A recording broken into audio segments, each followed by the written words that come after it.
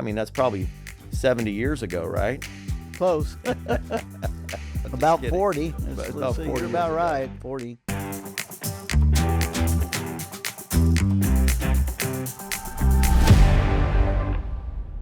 Hello there. This is the Disruptors Club podcast, episode 2. And I'm honored today to have a really fun, meaningful guest in my podcast series, Michael Wilson, CEO, founder of Healthcare Highways. Thanks, Chris. Nice to be here with you. I'm glad to have you. Appreciate you making the time. Michael, obviously I know you very, very well, but a lot of people might be curious to know a little bit about your background, where you're from. Oftentimes you are mischaracterized as being from Oklahoma, but why don't you tell everybody where you're really from and where you grew up and a little bit about yourself? Thanks, Chris. I do get kicks and giggles when people think I am from Oklahoma, but I am from Garland, Texas. We both went to high school in Garland, Texas. Unfortunately, you went to Texas and I went to OU. So we do have some rivalry in the family, Sure. but it's kind of fun. So tell me more. What'd you do growing up? What are your hobbies when you were growing up? Like everybody, I did a little bit of baseball, a little bit of football. By the time I hit 10 or 11, I was so short that I was getting crushed. So I ended up falling into a sport, literally, a sport of gymnastics. So I started gymnastics at 11. Well, that's pretty much a big stretch. What drew you to gymnastics? What influence brought you there? Good question. So my sister did gymnastics, and she would come home and she'd be doing these backflips. And I love competition, and so I wanted to learn how to do the backflip. And so she took me to the gym one day, and they taught me how to do a backflip on the trampoline in about 15 minutes. And they said, hey, you're short, you're little, you should be a gymnast. So that's how I started. So you talked about, I started the conversation around people mistake you from being from Oklahoma.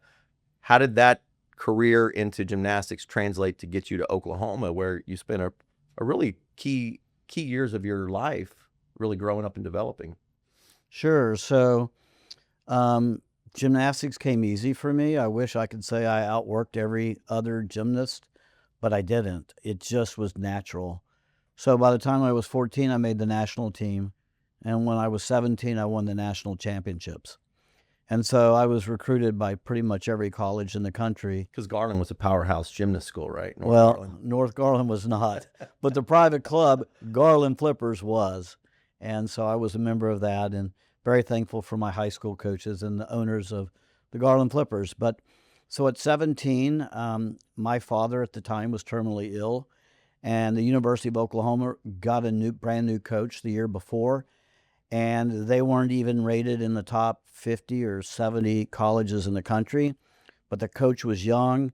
He had a style about him that fitted what my weaknesses were, and the fact that I could be home within 2.5 hours to see my father and my mother and family. So all those factors, I ended up being a Sooner. I'm probably the only one in the family that ended up in Oklahoma. That's why everybody thinks I grew up in Oklahoma. At that time, now your sons also ended up. So my son went to OU. My daughter went to Oklahoma State University, which is kind of a rivalry, which is great. But Well, we're going to come back to that topic at the end of the podcast, so make sure you tune in, because Michael developed a nickname at that time, and if you want to learn what the nickname was, stay tuned. So you spent a lot of time in Oklahoma in college, and then obviously you stayed there and started your career. Tell the audience, about you, how you got into healthcare, and some of the things you did in your early days, because I think it's important to the conversation. Sure. So right after college and right after sports, I was hired by Equitable Life to work on their life insurance division and their group health division. I quickly migrated over to the group health division at the age of 25, loved it. And by the time I was 27, I was frustrated because at that time, no computers, everything was by hand. A lot of the claims that were adjudicated were by hand and they were inaccurate. Customer service wasn't very polished at the time.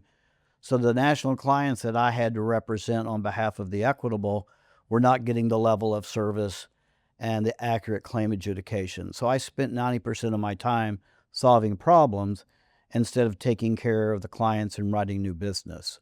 Did you even know what a claim adjudicator was at the time? Did they call it a third-party administrator, or what was the terminology back then? Well, TPAs really didn't exist back then because there were only a few insurance companies that were actually the carriers. So it was primarily the carriers. And you had Principal back in the day and Mutual of Omaha. So it was a carrier-based, but probably in the mid-70s, the TPA started coming in to play. But on these large national employers, it was all carrier-based. And so with that, I ended up going, can't solve all the problems anymore. So I went to the Equitable. They allowed me to use their name, and I started my own TPA at the age of 27, not knowing anything about the TPA business, and it was called Equitable Plan Services. And what developed out of that? What'd you see was the next obstacle or barrier to healthcare to disrupt the market at that time? So at that time, small employers, which is basically what I started out with, small employers being below 100 employees, we basically had a very similar type product to a level funded plan today. And so the opportunity was working with employers and brokers with a new product, but the barriers were they were only used to working with Blue Cross Blue Shield in Oklahoma. So what did you do out of that when you were working with them? What other products developed out of Equitable Plan Services, or what other strategies to really disintermediate the dominant payers? Yeah, I mean, a lot of education. I mean, I can't tell you, Chris, how many days and weeks, months, and years it took to educate, because most of the brokers at that time only knew the dominant carriers. And so through that education, and through the TPA performing well, and then building a network in Oklahoma a year and a half after I started the TPA, I think the network started getting the attention of the brokers, consultants, and employers, which enabled the TPA to perform better. Yeah, that's where I wanted to take the conversation. What made you think at 27 years old, I'm going to start a TPA and then I'm going to get into contracting a network to compete against Blue Cross when I have really just a few small employers as clients? What made you think that you could do that and that that was the model that needed to be done? That's a good question, and I don't think I can answer that question, but I think I can look at that question the same way I looked at gymnastics. Okay. When I entered at 11, it was fun. It was something I wanted to learn. At 27, it was fun. It was something I wanted to learn. I just didn't realize how hard it was. Right. So What was the biggest lift when you started out at that age? Was it how young you were? Was it how small your clients were? Was it betting on you, or was it just trying to convince them you could scale? If they were to give you a contract, you could scale that. What was the biggest hurdle that you faced? If you can think back, I mean, that's probably 70 years ago, right? close. About kidding. 40. It's Let's about see, 40 you're years about ago. right. 40. So tell me, if you go back to that time, what was the biggest hurdle to build? What was the name of the network? So it was called PP Oklahoma. Okay. And building the network at that time, the challenge was, and even in today's markets, when we go into new markets, the challenge is without market share, you can't get competitive rates competing with Blue Cross, United, Cigna. Chicken and the egg, right? Chicken or the egg. And so that was the challenge. And so fortunately, I hired a law firm in Oklahoma City named McAfee Taft. And these guys understood ERISA plans, and they helped me go around the state with their clients to say, hey, if we can get rates at that hospital system, then we may consider Equitable Plan Services as a TPA. And when PP Oklahoma not only worked with Equitable Plan Services, PP Oklahoma as an independent network worked with other TPAs and other carriers. So all of a sudden, the chicken or the egg became really an omelet. And, oh well, so that omelet started building opportunities both at the TPA level as well as the network. In fact, the network exploded. The TPA did well, but the network really exploded. So you obviously convinced McAfee at the time, very influential ERISA law firm, that there was value in employers having some independent network contracting entity. Go full circle. I feel like the market today isn't much different than it was 40 years ago. It's got different challenges, but in some sense, there's still lack of competition. Why haven't we had more innovation and competition, and why we had compression of competition in that 40 years? Talk to me just about some of the factors. If you look back from 40 years ago to today, what are some of the similarities? And then we'll talk about some of the differences. Yeah, I think you're very accurate on that. There's very little competition, and we talk about it often. When there's competition, it breeds excellence. When there's 7 TPAs today and/or carriers bidding on an employer, that employer is going to get a pretty good price point and a value proposition. When there's only one at the table, they're not going to get the best price and they're not going to get the best service or value proposition. So, with that being said, 40 years ago, healthcare for commercial health plans was kind of new. Everything was fully insured, and it started going with the ERISA plans in 75, but ERISA plans really kind of broke out on the self-funded side, I would say between 85 and 1990. Okay. So when that started and you went from fully insured to having self-funded opportunities, we got a lot of competition in the marketplace, probably between 1990 and about, 2005 or 2006.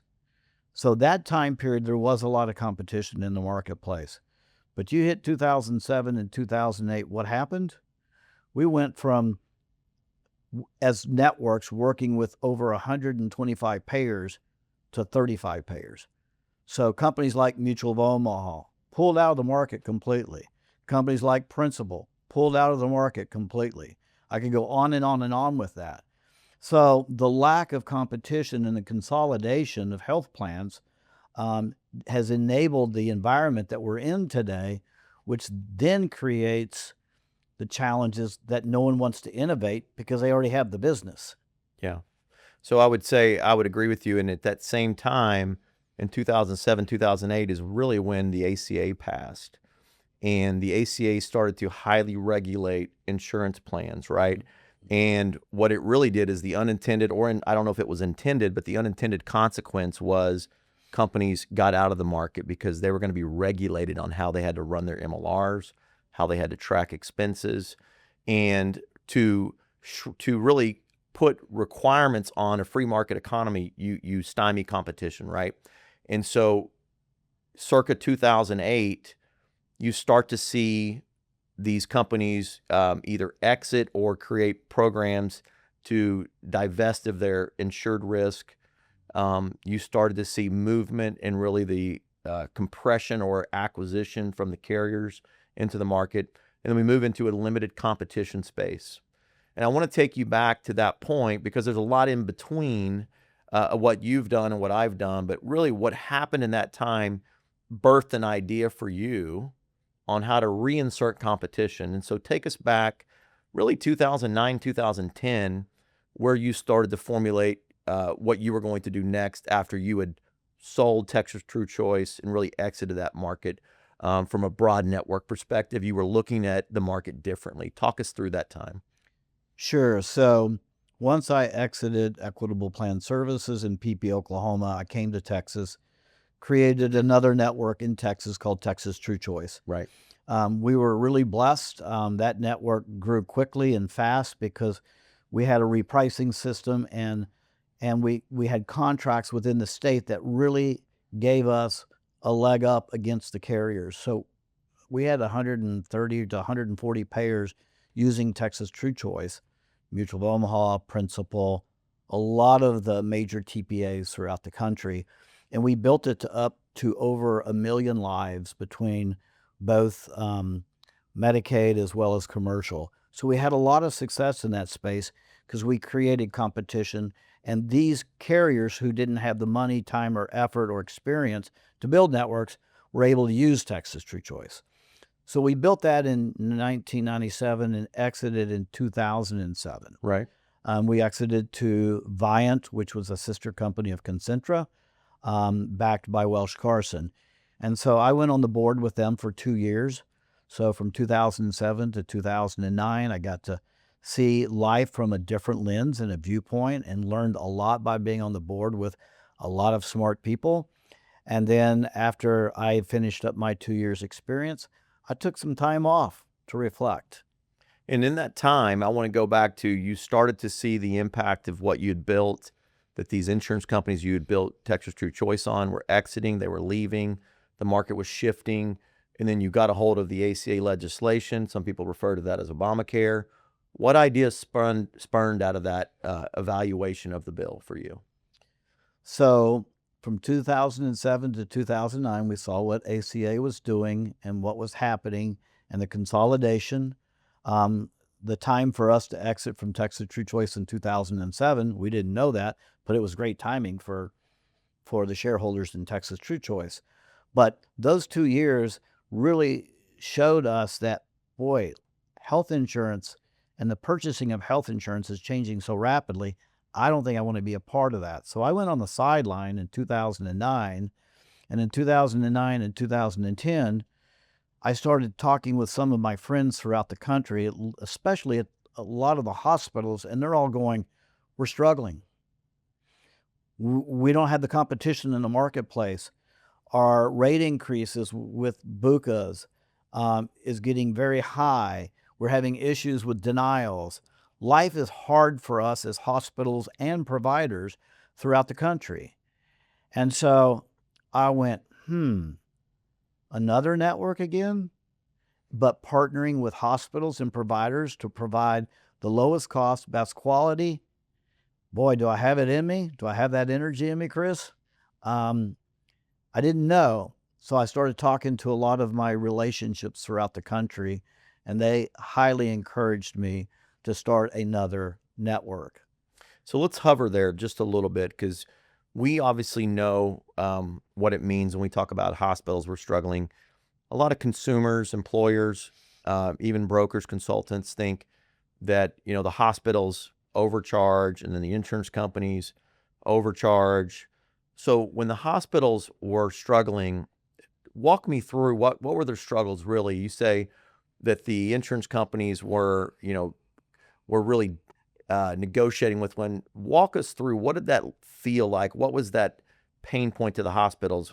They're still getting paid, but what does that look like to them behind their doors? So I think they saw a shift in their margins, and Okay. I think their margins probably were maybe 7 to 10% back then. I'm not a hospital guy, so I'm just making a comment, but they saw those margins starting to shrink, and I think today, probably the margins are 3 to 5% for pretty good quality hospital system doing good care. But they saw the writing on the wall. They started getting nervous, working with one or two dominant payers in their marketplace. When they would go to negotiate contracts for 3 more years or whatever the timeline was on that contract with that carrier, whether it be Blue Cross, United, Cigna, Aetna, or a dominant payer in their market, it became a challenge for them because they didn't have leverage. Yeah, they had a hospital system, they had physicians, and they had a lot of care in the market, but the carriers had a lot more money than the hospital systems back then. Still the case today in most cases. And so I just felt like they needed support and help to kind of repositioning some of the leveraging back on their side and allow the hospitals to partner with employers to look at a different type of model. Yeah, I always talk about, I think the biggest problem at that time was, some of it was legislation, but some of it was the culmination of these providers getting lulled into these broad-based open network solutions. And ultimately, the carriers leveraged that volume against the providers with their own membership and their own relationships. And there's really no provider strategy in the marketplace. Would you say that's a fair assessment? Yeah, I think that assessment's perfect. And I would also say that the providers and the hospital systems didn't get quality data back from the carriers. And that became an issue. So now they're dealing with, not the right data. And then they're dealing with denials and trying to get that money back. And they're not trusting the carrier because they're not getting reimbursed on what they thought they were getting reimbursed, even though they had contracts in writing. So this concept you saw is really, hey, if we can really build something different, it's still a network structure, but it really needs to be centered around a focused approach of care delivery, because providers really only have two chips to play, or we have two chips to play. We need to improve the amount of membership or patient flow that runs through their doors so that they can give a lower cost, right? And it'll be a win-win for those two. And they also have to have high quality, and they need to get paid that full dollar that they're due, right? That they're not getting paid through games that are played on adjudication of denials or other things of downcoding claims. So when you took that concept out to the marketplace, what became of that concept of really looking at providers and saying, I want to build off of a provider strategy? What did you develop? So in 2013, we pulled the shareholders together, went to the market in May of 2013, and we went to Oklahoma and went to a large hospital system in Oklahoma City and met with them, with the law firm McAfee Taft, and asked them what were their challenges. And they told us. And they told McAfee Taft, we have one dominant payer in this market, and that's it. We need some competition. So literally that day, with that large hospital system in Oklahoma City, I realized that it's time to not just go to Oklahoma, but to have a network and an opportunity to go wherever we can throughout the United States, partner with hospitals and bring them opportunities of competition so that they don't have to be leveraged out of the game. So Oklahoma was first. The hospital gave us contracts equivalent to the dominant payer in the marketplace, which is very unusual, once again, when you don't have the membership. But they're doing it saying we need help basically to deleverage against the dominant payer or two. And so that's how it started in Oklahoma. I had previous relationships there. McAfee Taft was a huge support and help there. They took us to a lot of the large employers there and hospitals, and Healthcare Highways started in 2013. So 13 years later, do you feel like Healthcare Highways delivered on their promise and commitment to drive more patient flow through that system? And has it lowered the cost of healthcare in Oklahoma? Wow, that's a great question. You know what? I'd like to line up 4 hospitals in here and 4 employers, and you ask them that question because we already know what the answer is. Absolutely, we have delivered for the hospitals as well as for the employers throughout the state of Oklahoma. I think the reason I asked that question is there's a lot of programs out there and a lot of people taking credit for savings, and I talk about that in the podcast. But one of the biggest challenges that I face in my daily life of trying to go out and sell value and high performance is the lack of independent thought leaders in the market that know how to analyze and measure networks like Healthcare Highways. There's other networks out there that are in the market too that do similar things. There are other solutions like reference-based pricing, which they have a benchmark, but then they always or typically have some negotiating room. But the ability to measure savings, true claim savings, I feel like is lacking in the marketplace. If you had to speak to why that is, what do you think the core reason of why there's less consultants in the market that know how to evaluate real costs? And I mean that sincerely, not to pick on them, because I would love to see a big movement in educating the market. I would say credit to the carriers. They've really trained and developed 95% of our consulting firm. And I was a broker consultant. And when I say you're trained by them, you're trained by them. Like, they teach you their products, they teach you their tools, and they teach you what they can provide you. But you end up getting into a box and you don't know how to evaluate outside the box, and you don't have data that's out there. So what's the biggest barrier in your mind to this next generation or these people that are wanting to get educated? What's the biggest barrier for them to grow in this evaluation of independent solutions in the marketplace? The biggest barrier is they're so used to analyzing and providing the final results to an employer that is already prepackaged. And that is the way 95% of the consultants do. It's a prepackaged deal back to the employer. And I get it. We all get it. It's like the difference of someone building a lot of track homes. I look at it similar to track homes. So those 95% of the brokers and consultants are selling track health plans. They're just track homes. Rinse and repeat. That's correct. 5% out there are custom builders. And those 5% are building it for that employer that's providing them the highest value and the greatest cost reduction for their members of their health plan. So when I look at it that the brokers and consultants have not been trained to be a custom home builder. They've been trained to sell track homes, and that's it. And for some, like track homes might be a great fit. Like I think small employer, the cost savings on 20%, if they're spending a few thousand a month, that may not be as big of interest to them to save money. But there are solutions out there that can save even a small employer money. And I think the option of how we present is the challenge. One, consultants and brokers have to work on scale too, right? They have so many clients and so many things to evaluate. I had Mark Penny in here in the first podcast, and he said, Chris, we get 100 vendors in our office every month telling us they're going to save us 20%. We can't keep up. And so I think the challenge with the market is how do you evaluate and manage those solutions? But I think you're right. Starting with getting rid of the spreadsheet would be a great start. Would you agree with that? I agree. And I think some of the consulting firms out there, the larger ones, are having divisions within their consulting firm that are actually doing that today.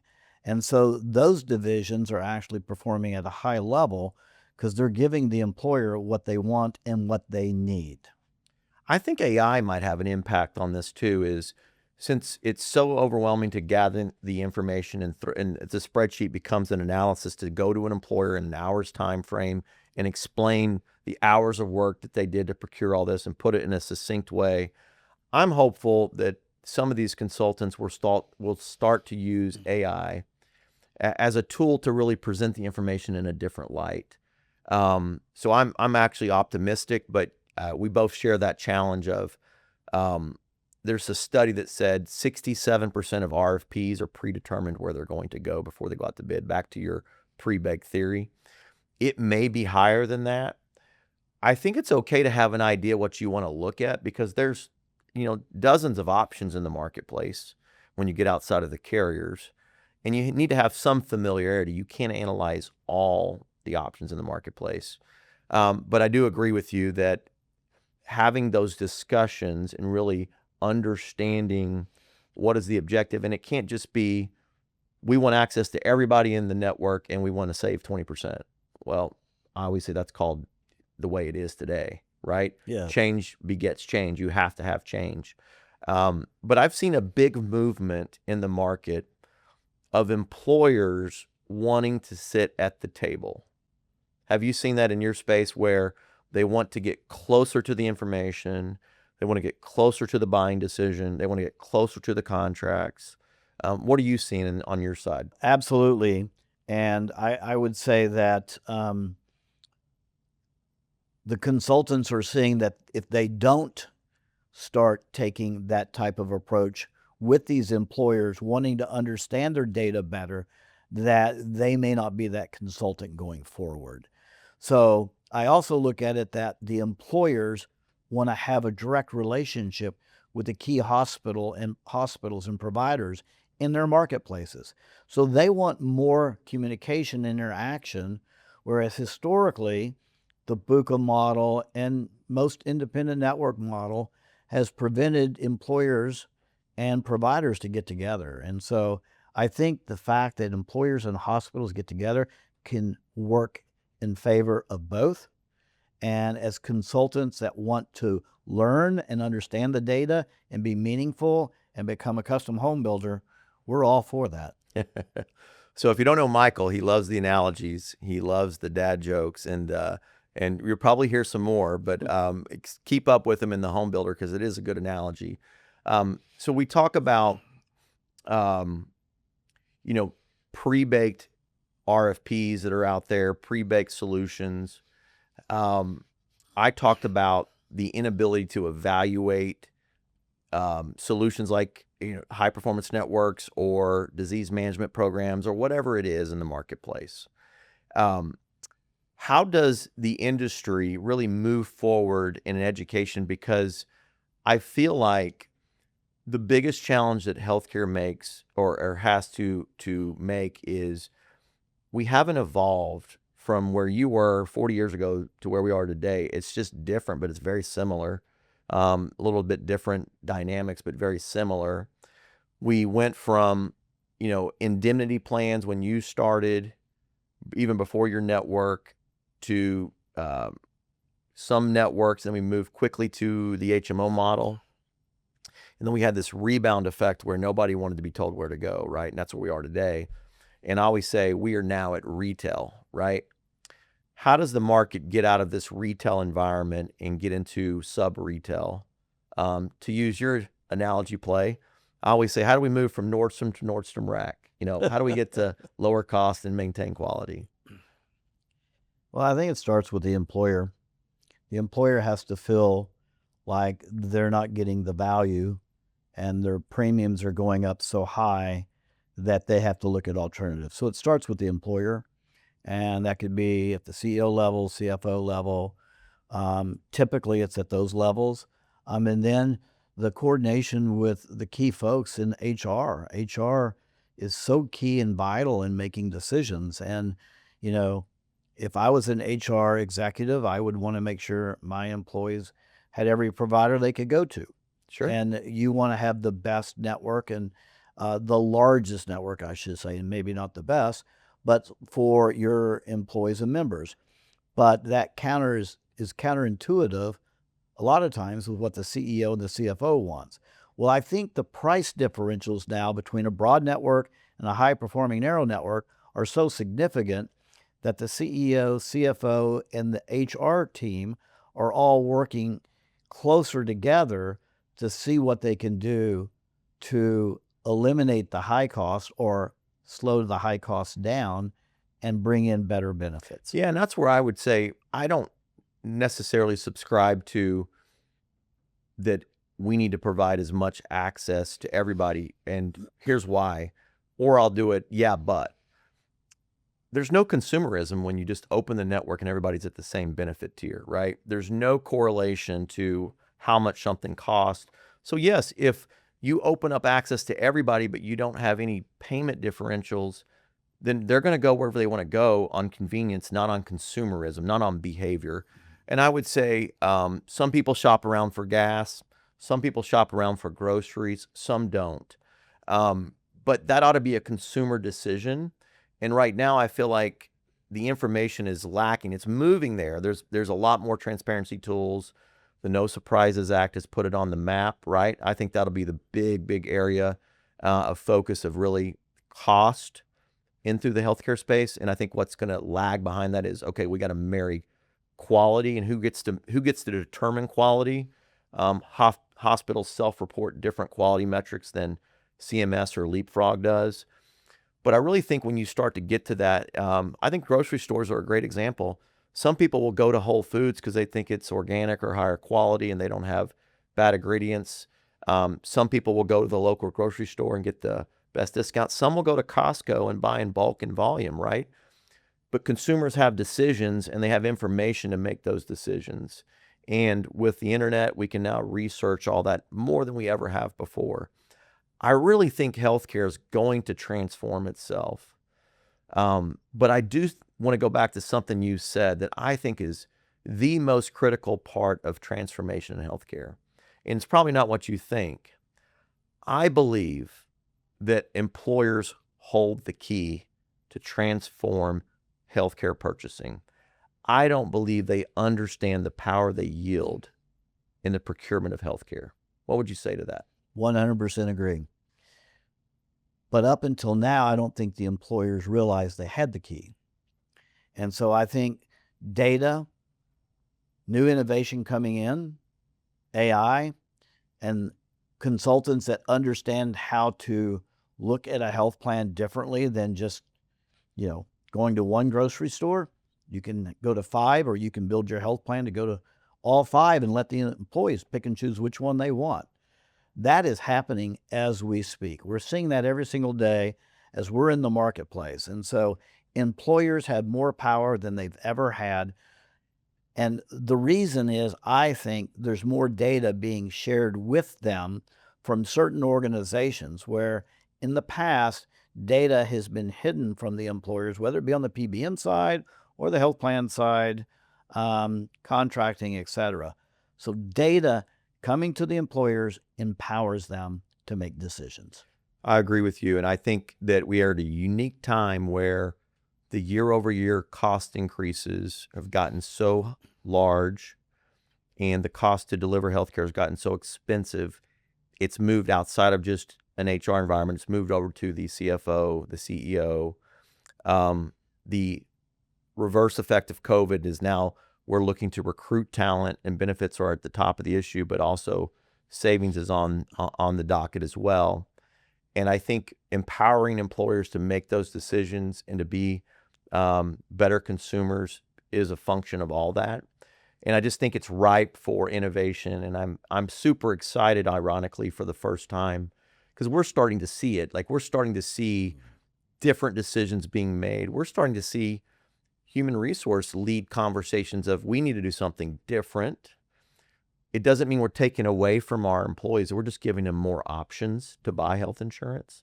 But they also see it's got to be sustainable. I was at a conference recently, and I was blown away where the person said, we're just trying to beat trend every year. And I said, why is that the goal? What if we could go reverse negative trend? I can do that right now. They're on a broad-based, carrier-based plan. I'm going, that should not be the goal. That is old thinking, and we need to move the market to new thinking. And there's no reason you have to accept 7 to 9% trend as the standard. Would you have any comments on that? Is that achievable in today's marketplace? We have dozens of clients that over the last 6 or 7 years, averaging 2 or 3% year over year cost, when the market's at 7 to 10% year over year. I think it's loud and clear where the market is headed. Right. And I think employers are going to lead the charge. I've been super excited about some of the ones that have been in the press that are taking charge of their contracting strategy, of their language strategy, what they have in their contracts, making sure that their every contract from consultant to TPA to network is all transparent, pass through of information. I think that's critically important to make sure there's no biases in any of the ecosystem of healthcare. So one, I just think there's a lot of optimism in the healthcare space. Do you feel as optimistic as I do, as we kind of run different segments? But how do you feel in the landscape of healthcare administration? I'm more bullish now than I've ever been, and that's in the last 40 years. That's saying a lot. It is. I'm old. I'm going to be 70 No, soon. but you're super optimistic. Yeah. But no, I think everything is coming together at the same time. Legislation, like you said, with the legislation going through, with data being more visible and being able to get the right data at the right time and be able to make decisions with regards to your own employer health plan, and with new entrants into the marketplace, and you throw AI on top of that, and you're throwing employers are going, I can save 10 or 15% year over year on and reverse that trend, and yet still take care of our employees and their family members. I'll go another 10 years. So if you don't know, Michael Wilson was the first blue chip recruit that the University of Oklahoma captured in the world of gymnastics. And so from that, what nickname did you receive when you attended the University of Oklahoma? So our coach, Paul Zert, nicknamed me Chipper. So all of my teammates, all these years, call me Chipper. And so I only have a few people call me that. But so when you tag this post on the Disruptors Club, I want you to go #Chipper, and we'll know that you saw it. So Michael, thank you for taking time out to film this, have an important dialogue around what's happening in the healthcare administration space, what's happening to disrupt the market, and hopefully stimulate conversation and dialogue around the Disruptors Club. Thank you for watching. thank you, Chris.